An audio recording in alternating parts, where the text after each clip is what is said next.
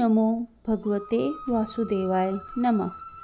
इस समय पौष का पावन महीना चल रहा है।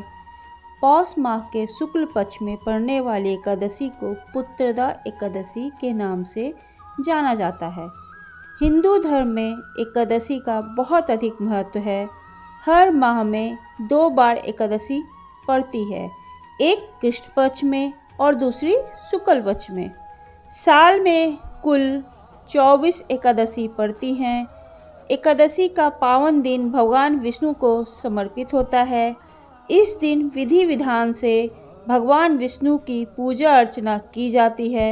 भगवान विष्णु की कृपा से व्यक्ति की सभी मनोकामनाएं पूर्ण होती है। तो आइए सुनते हैं पौष पुत्रदा एकादशी व्रत कथा। धर्मराज युधिष्ठिर जी श्री कृष्ण से कहने लगे, हे भगवान, आपने पौष कृष्ण एकादशी अर्थात सफला एकादशी का महत्व तो बता दिया। अब आप कृपा करके मुझे पौष माह के शुक्ल पक्ष में पड़ने वाली एकादशी के विषय में बतलाइए। इस एकादशी का क्या नाम है तथा इसके व्रत का क्या विधान है, इसकी क्या विधि है, इस व्रत को करने से किस फल की प्राप्ति होती है और उसमें कौन से देवता की पूजा किया जाता है। कृपया यह सब विधान पूर्वक कहिए। भगवान श्री कृष्ण बोले, पौष माह में शुक्ल पक्ष में पड़ने वाली एकादशी का नाम पौष पुत्रदा एकादशी कहा जाता है। इसमें श्री नारायण भगवान की पूजा की जाती है। विधि पूर्वक इस व्रत को करना चाहिए। इस चर और अचर संसार में पुत्रदा एकादशी के व्रत के समान कोई दूसरा व्रत नहीं है। इसके पुण्य से मनुष्य तपस्वी, विद्वान और लक्ष्मीवान होता है। इसकी मैं एक कथा कहता हूँ, उसे तुम ध्यानपूर्वक सुनो। भद्रावती नामक नगरी में सुकेतुमान नाम का एक राजा राज करता था। उसके कोई पुत्र नहीं था। उसकी स्त्री का नाम शैव्या था। वह निपुत्री होने के कारण सदैव चिंतित रहा करती थी। राजा के पितर भी रो रो कर पिंडदान लिया करते थे और सोचा करते थे कि इसके बाद हमको कौन पिंडदान देगा।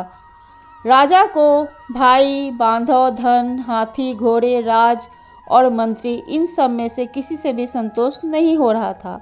वह सदैव यही विचार करता था कि मेरे मरने के बाद मुझको कौन पिंडदान करेगा। बिना पुत्र के पितरों और देवताओं का ऋण मैं कैसे चुका सकूंगा। जिस घर में पुत्र ना हो उस घर में सदैव अंधेरा ही रहता है। इसलिए पुत्र की उत्पत्ति के लिए प्रयत्न करना चाहिए। जिस मनुष्य ने पुत्र का मुख देखा है वह धन्य है।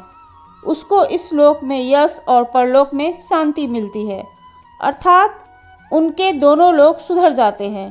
पूर्व जन्म के कर्म से ही इस जन्म में पुत्र, धन आदि प्राप्त होते हैं। राजा इसी प्रकार दिन रात चिंता में लगा रहता था। एक समय तो राजा ने अपने शरीर को त्याग देने का निश्चय किया, परंतु आत्मघात का महान पाप समझकर उसने ऐसा नहीं किया। एक दिन राजा ऐसा ही विचार करता हुआ अपने घोड़े पर चढ़कर वन को चल दिया तथा पक्षियों और वृक्षों को देखने लगा। उसने देखा कि वन में मृग, सुअर, सिंह, बंदर, सांप आदि सब भ्रमण कर रहे थे। हाथी अपने बच्चों और हथनियों के बीच घूम रहा था।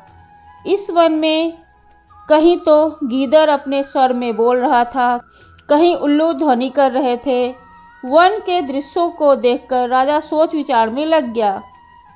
इसी प्रकार आधा दिन बीत गया। वह सोचने लगा, मैंने कई यज्ञ किए, ब्राह्मणों को स्वादिष्ट भोजन से तृप्त किया, फिर भी मुझको दुख प्राप्त हुआ, क्यों?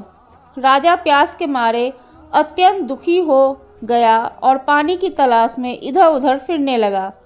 थोड़ी दूर पर राजा ने एक सरोवर देखा। उस सरोवर में कमल खिले थे और हंस, मगरमच्छ आदि विहार कर रहे थे। उस सरोवर के चारों तरफ मुनियों के आश्रम बने हुए थे। उसी समय राजा के दाहिनी अंक में फड़कन होने लगी। राजा शुभ शगुन समझकर घोड़े से उतरकर मुनियों को दंडवत प्रणाम करके बैठ गया। राजा को देखकर मुनियों ने कहा, हे राजन, हम तुमसे अत्यंत प्रसन्न हैं। तुम्हारी क्या इच्छा है सो कहो। राजा ने पूछा, महाराज आप कौन हैं और किस लिए यहाँ आए हैं, कृपा करके बताइए। मुनि कहने लगे कि हे राजन, आज संतान देने वाली पुत्रदा एकादशी है। हम लोग विश्वदेव हैं और इस सरोवर में स्नान करने के लिए आए हैं। यह सुनकर राजा कहने लगा कि महाराज मेरे भी कोई संतान नहीं है। यदि आप मुझ पर प्रसन्न हैं तो एक पुत्र का वरदान दीजिए। मुनि बोले, हे राजन, आज पुत्रदा एकादशी है, आप अवश्य इसका व्रत करें। भगवान की कृपा से अवश्य आपके घर पुत्र होगा। मुनि के वचनों को सुनकर राजा ने उसी दिन एकादशी का व्रत किया और द्वादशी को उसका पारण किया। उसके पश्चात मुनियों को प्रणाम करके महल में वापस आ गया।